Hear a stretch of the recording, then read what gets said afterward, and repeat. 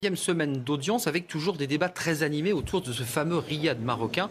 Qui en est le véritable propriétaire? C'est la question. Patrick Balkany, qui au cours de cette audience a modifié sa ligne de défense, provoquant la colère du milliardaire saoudien Mohamed Al-Jabani, comme nous le raconte Noémie Schulz.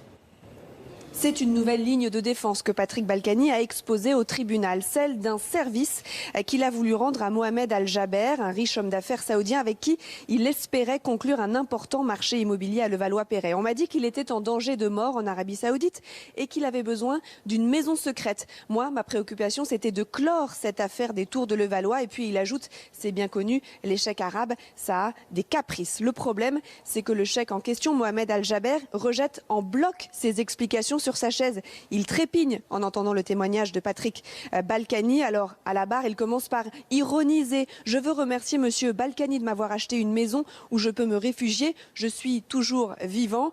Il laisse d'ailleurs échapper un petit rire, mais la colère n'est pas loin. Je dément tout ce qu'a dit monsieur Balkany. C'est de la folie et je le mets au défi de le prouver. Patrick Balkany qui a également revu ses explications sur le nom de cette villa, Dar Djoussi, la première semaine du procès.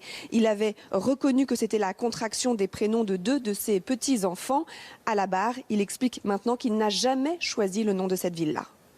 Et puis justement, à la sortie, bien tous les journalistes ont posé la même question à Patrick Balkany. À qui appartient cette villa? Écoutez sa réponse embarrassée. Mentir, il ment, ça, pour mentir, il ment, comme un arracheur dedans. Tout le monde dit la même chose. Maison. Mais elle n'a jamais été à moi. Elle n'a jamais été à moi. Et on l'a toujours dit. C'est pas nouveau, ça a été comme ça à l'instruction, ça a été comme ça tout le temps. Mais on vous a fait prendre des vessies pour des lanternes depuis le départ.